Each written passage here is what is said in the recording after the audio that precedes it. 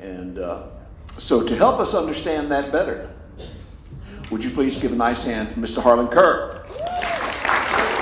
Hey, how's everyone doing? Are you guys cold? I can get a cold. Okay, how many are tired after this long day? How many of you did a really good job? All of you, I think. So, and just because a lot of us are new before I start, if there's someone next to you you don't know, introduce yourself. Okay. So here we go. We're going to try to cram a lot into 30 minutes. And I'm going to get you out of here on time because I know it's been a long day. So we are going to talk about voice. And as Tony said, the most important tool we have is our voice. And I'm going to show you why.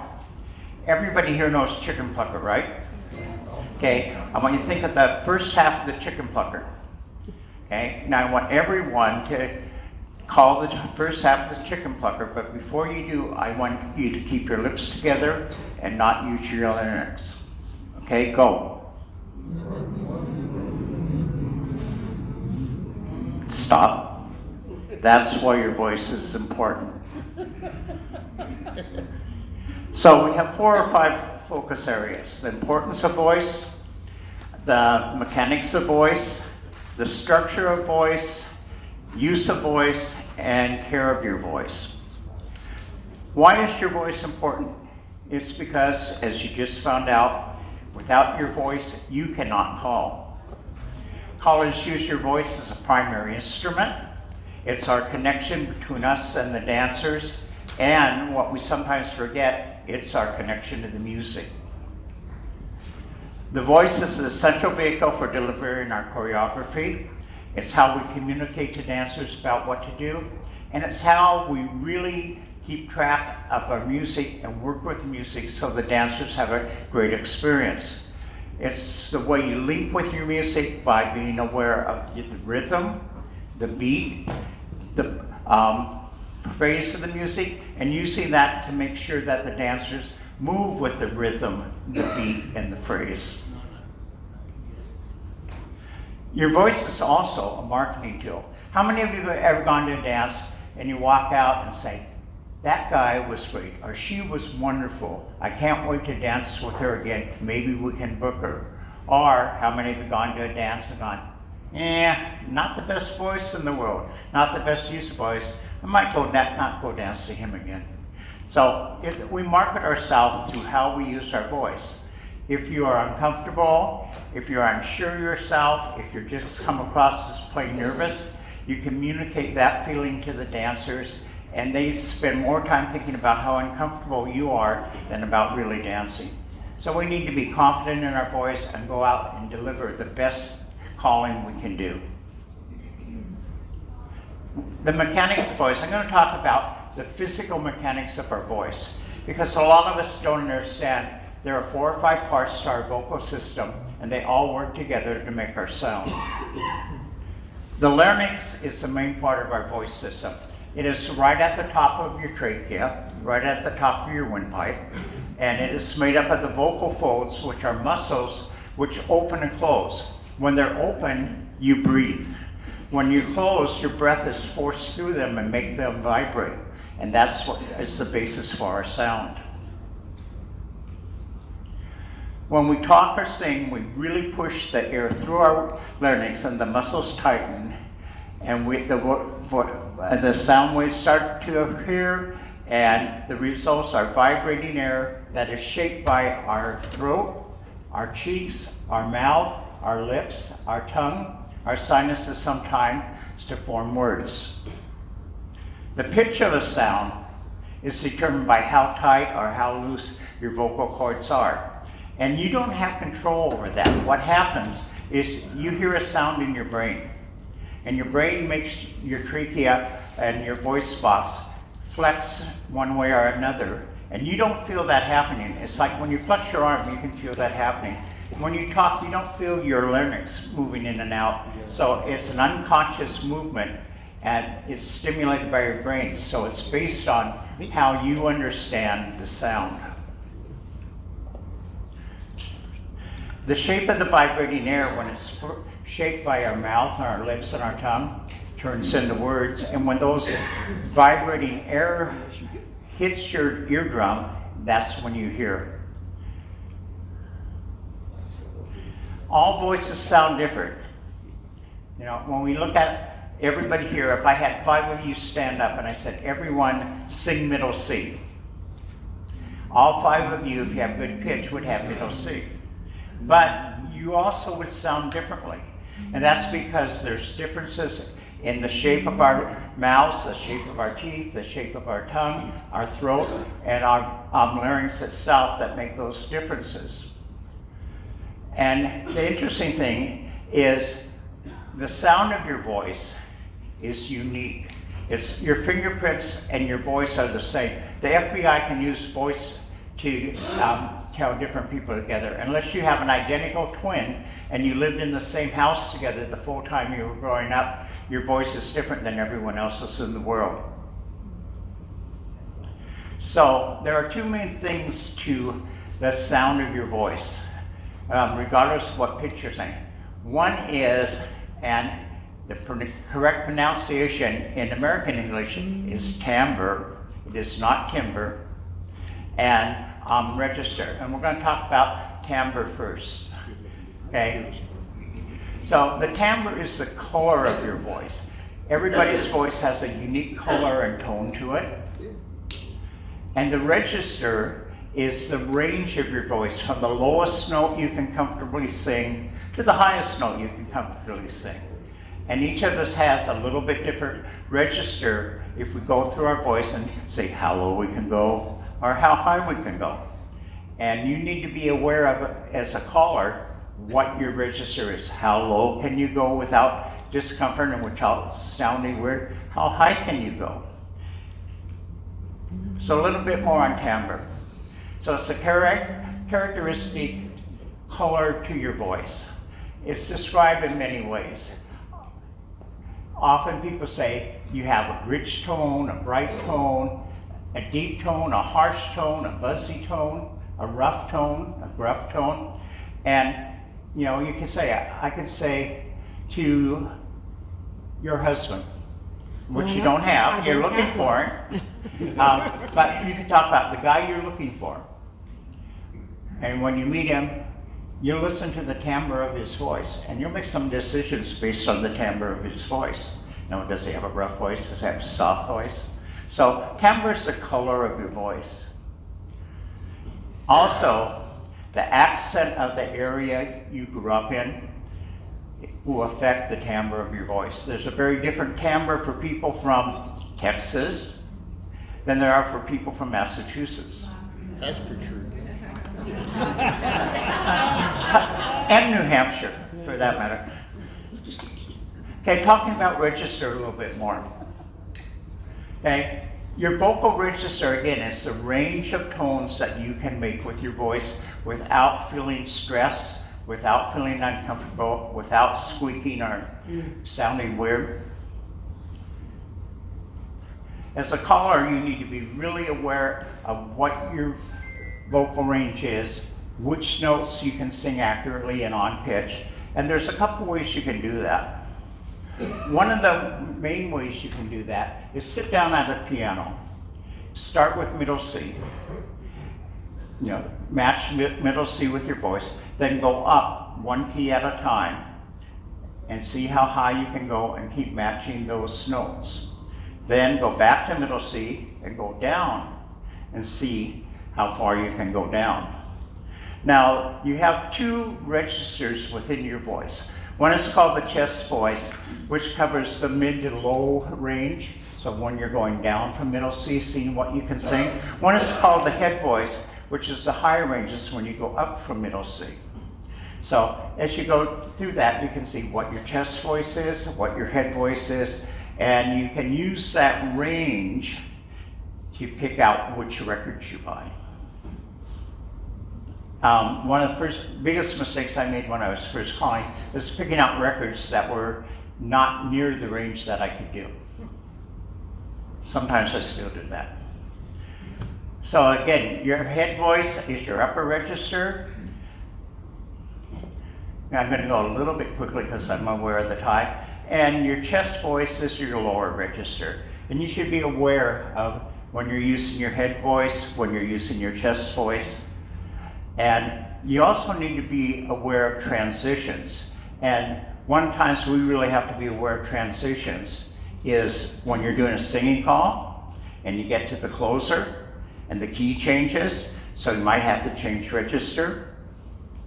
So when you're listening to a record for a singing call, you want to include listening to what kind of key change you have to make at the end and whether or not your register can handle that.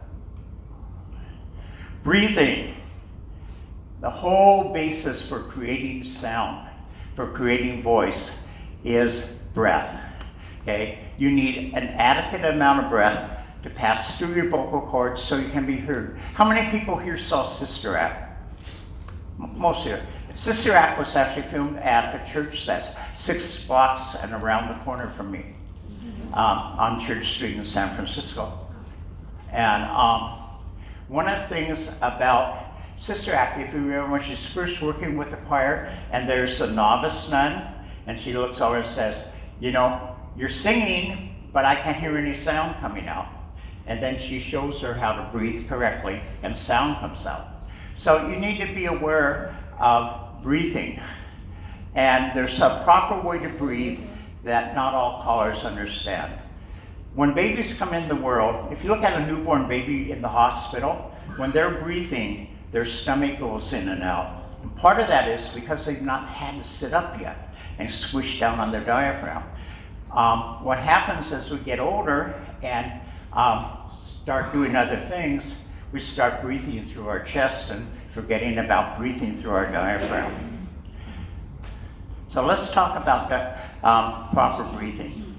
If you're going to breathe properly, you're going to stand up straight, put your chin up, do not do this. Okay?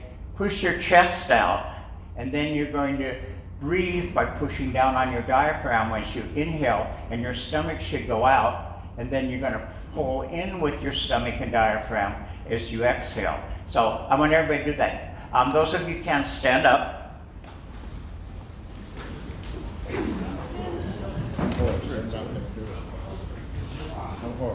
Okay. What? No, I was talking to Tony. Okay, put your hand just on your chest.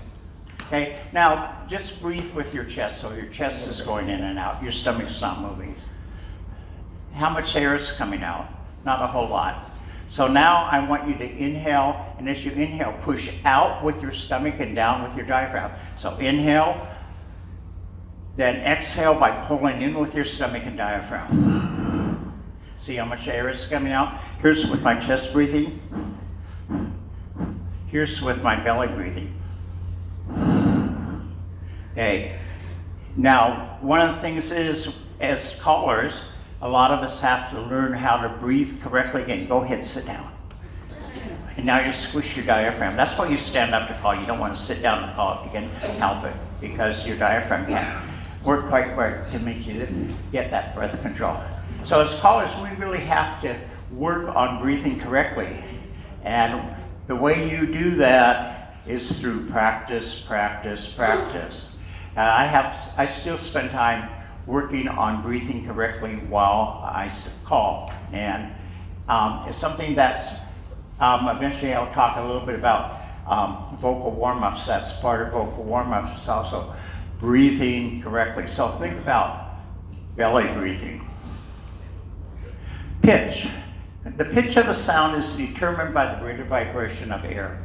So the more vibrations per second, the higher the pitch. And the pitch is determined by your larynx. When you're singing a higher pitch, your vocal cords will be tighter and closer together, just like tighter strings on a guitar. And if you're singing lower, your vocal cords will relax more and be deeper and fuller. So if you think of middle C again, it's 250 vibrations, okay? So if you double that, you will go up exactly an octave to the next C. So the number of vibrations will affect the pitch of your voice, and your job is to work with thinking about pitch so you can match a pitch at the right number of vibrations as that pitch really is. That's why working like with a piano and going up the keys and matching each pitch up and each pitch down will help you a whole lot. I'm going to skip through a couple things again because I'm watching my time.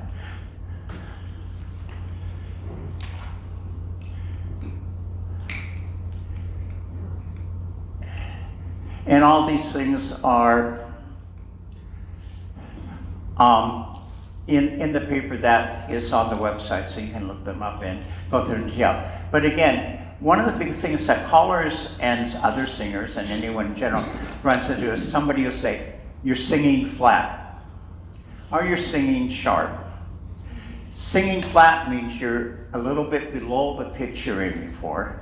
Singing sharp means you're a little bit above. And singing on the right pitch is a problem that's common that you can deal with.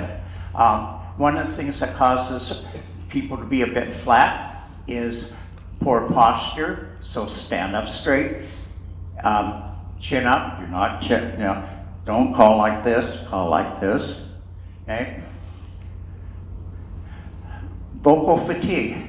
Vocal fatigue, if you're tired, if your voice is tired when you're singing or calling pattern, you can be on the flat side. And after a long day of calling, particularly if you're like calling a weekend, or you've called, it's your fourth dance of the weekend, you might sound a little flat, so you need to be aware of that. Again, biggest thing for singing flat, poor breathing, poor breath control. Not enough breath coming up through your larynx, okay? And the other thing is vowel shape are using a less open mouth. I saw an interview with Julie Andrews, and she was talking about the fact that the English don't open their mouths like they should when they talk or when they sing. And she gave this example. She said, this phrase, and then she repeated it. And the phrase is, what a lot of little bottles. Okay, what a lot of little bottles. Okay, he said, but if you open your mouth when you say that, what a lot of little bottles. So open your mouth. If you look at really good singers, they open their mouth. And, I go to the opera a lot, and opera singers have these gigantic mouths open when they sing. They got a big old mouth. They got a big old mouth to go with their big old stomachs. Right. But open your mouth. You're not saying head squared through 4. Head squared through 4. Open your mouth and enunciate. Tension. Too much tension in your throat can cause you to be flat. Sometimes it can cause you to be sharp. So watch the tension. Chin up, throat relaxed, mouth open, good breathing. Trying to force notes too high. If you are singing out of your range and singing notes that are above your range, you will probably fall flat. And that will come across like flat calling in a different way. So, not warming up your voice.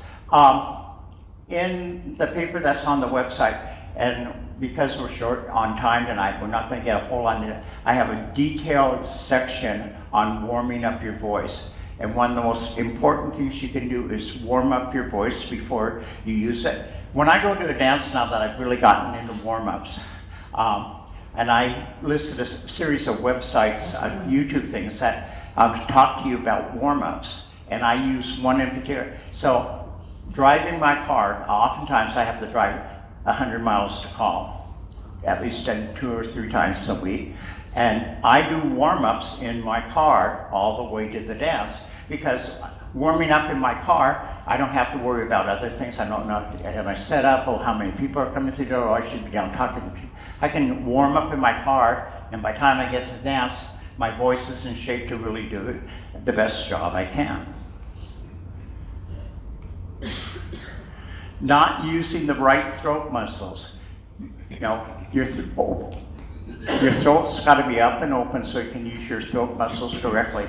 If you're down like this, you're only going to use about half of your throat muscles. So again, chin up.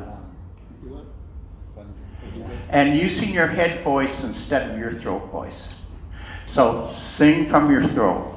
That's a big one. Okay, when you're sharp, okay, why do people sing sharp?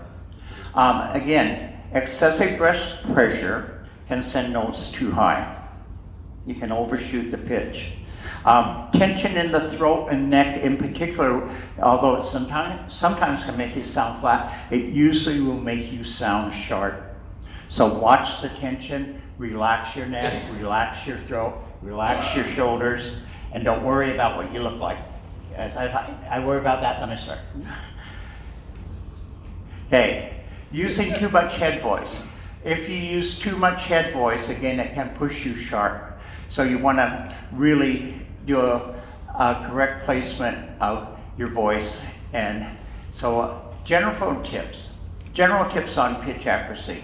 Proper breath control. I'm going to keep coming back to that. You're going to keep thinking when you leave here about, I'm going to breathe through my belly. I'm not going to breathe with my chest. I'm going to pull in when I talk. You know? So proper breath control. Ear training. That's the thing I said about sitting at a piano or some other instrument.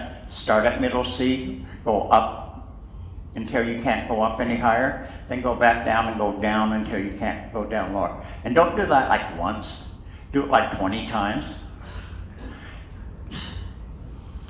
Vocal warm-ups, again, go look at the warm-ups that I have in the paper and check out the YouTube. I have a certain person on YouTube and I think her vocal warm-ups are really, really great and I use her warm-ups. But I did a search, there's like 47 different people, and find one you like and one that you can relate to and do it. Mine's kind of this perky little blonde, and she does a really nice job, and she entertaining, and so that. Okay, mindful singing. Be conscious of your breath. Be conscious of your vowel shape. Open your mouth, and vocal placement to improve pitch accuracy. So really work and with your singing calls. Never do a singing call that you haven't practiced 87 times. That's a random number, by the way. I have not done research on it. Record yourself. Okay. When I'm learning a new singing call, I record myself. It's pretty easy to do. We all have phones that we can do that on. Then play it back and listen. As off there, flat there, sharp there, and pick up the ideas. Okay, I got to look at this. When I get to this line, I have to do that, and then record yourself again. And it's really hard when you first start to listen to yourself critically, and sometimes you went, I'm just going to shut it off and not listen to this. But you really need to listen to yourself. The more you listen to yourself, and the other thing is, and this is not related so much to voice, is videotape yourself, because you change what you do and how you stand and everything else on the stage when you see yourself up there. Okay, again, ear training to develop a strong sense of pitch. Focus on renaissance. How is your voice resounding through your vocal cavities in your head so that you're really coming out with a strong, rich voice. No, I'm sorry. I keep hearing these little snickers in the background. It's not about you. It was. My stupidity. It was all about you. And this is a big thing to consider. I have never met anyone who's done this who has regretted it. Never. And that's for a new caller or an established caller to take professional lessons. And one of the good things, and I learned it from you last year, I think, you can take voice lessons online. Aren't you doing voice lessons online? Yes. Yeah, you told me about that last year. I went home and did it. So think of voice lessons And, they're available now online, so it makes them really accessible. We've got a few minutes left. Good. So the use of your voice. How do we use our voice? We use our voice for 5 or 6 different things. But the main things we use it for as callers, communication. We have to communicate to the dancers what we want them to do. Okay? So, you need to get that voice out there, and it has to be clear and understandable. You don't want to do what a lot of little bottles. You want to do what a lot of little bottles are. You don't want to go, side square through 4, and right, side square through 4, right and left through, veer left, veer right. So really be clear and communicate so that the dancers have a perfect idea about what you want them to do.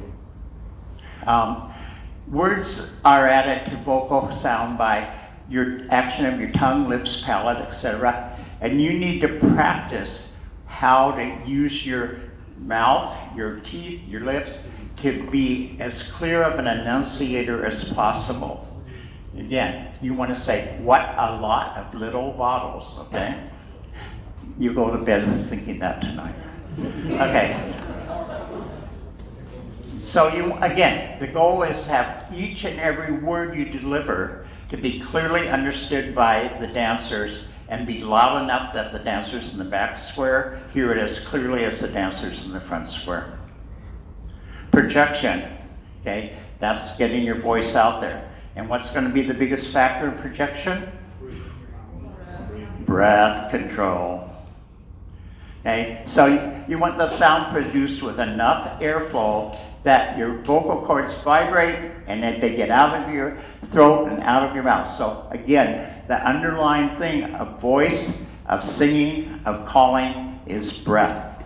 It's the foundation. Okay? Again, some people keep their mouths nearly closed. You don't want to be a loud little bottles person. Okay? When detecting a lack of projection, the person does not hear their own voice the way others do. When you probably heard, the very first time you heard your voice recorded, you probably said, I don't sound like that. Okay, and that's the reason for that is you hear your voice in your head. So you hear the voice and the vibrations that are going on in your sinuses and in your mouth and in your nose. The dancers hear the voice that comes out of your mouth. So you need a lot of projection to get that voice to them.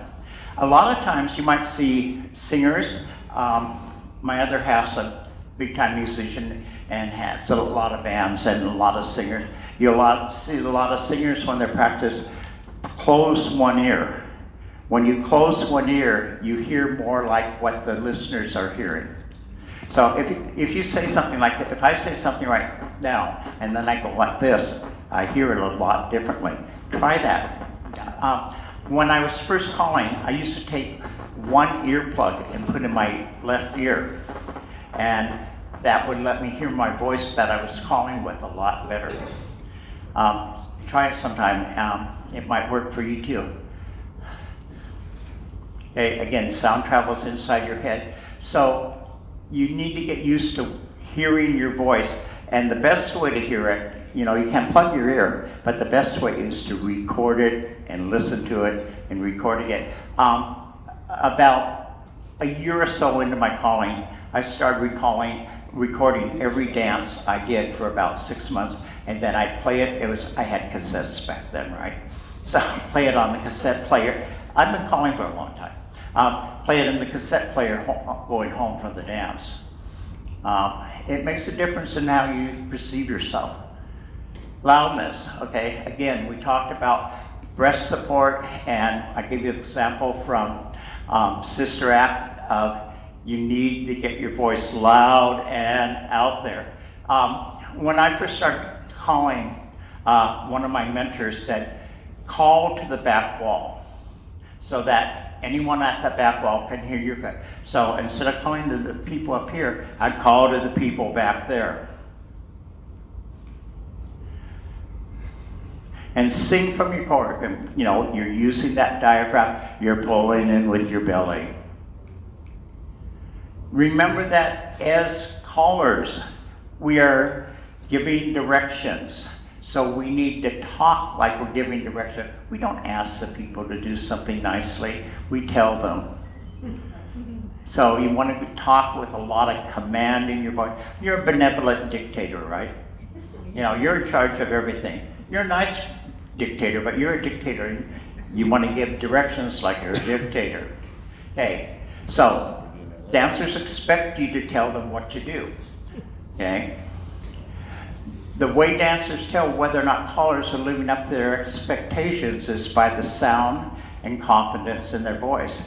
You want to sound confident, you want to sound direct, you want to tell them, you don't want to ask them.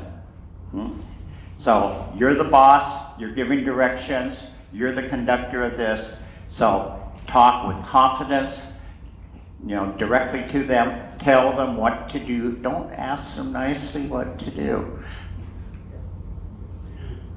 So a few words to reflect on.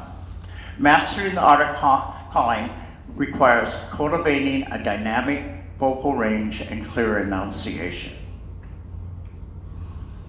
Callers must be adept at their vocal tone, volume to suit the tempo, and energy to that. You need to provide energy, you need to do it with volume, you need to have good tempo, and you need to ensure that every instruction is both compelling and comprehensible. It tells them what to do, and they can understand what to do. So this involves a lot of balancing of music with precision that allows dancers to seamlessly integrate the caller's guidance into their dance movement. And they need to do that in terms of the caller working so that their calling works with the beat, the rhythm, and the phrase of the music. On my paper, you'll find a couple of videos that help demonstrate singers and how to stop singing flat and sharp. And I'm going to give you some homework because we have about a minute left. So, the last 10 pages of my paper, the last 6 pages of my paper, because I covered a couple things, have to do with care of your voice.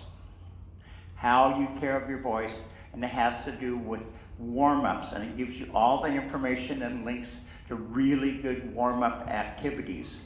You need to care for your voice because if you misuse your voice, you can damage your vocal cords. And a really good friend of mine, who was a magnificent caller, well-known caller, had to retire from calling because her vocal cords were so damaged from misuse of them.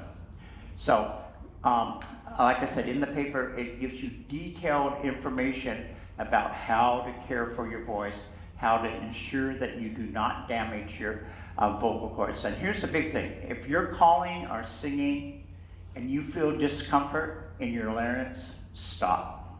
Give it a rest. Some things you can do beforehand is do warm-ups, and I gave you ways to access warm-up. And a really important thing is keep your vocal cords hydrated. Drink room temperature water while you're calling. Okay? Do not drink coffee, particularly with milk and sugar in it. So your homework is to go back and read at least pages 50 to 52 in my paper. If you really want to go completely through it, start at page 42 through 52, or read the whole thing because it'll do a lot greater detail on everything I just covered. Okay, so breathe. Work on breathing. Practice. Record and listen to yourself. Get vocal help if you need it. And keep doing the great job you're doing, and it is now time to stop. Okay. Nice hand for Harlan. Okay, thank you.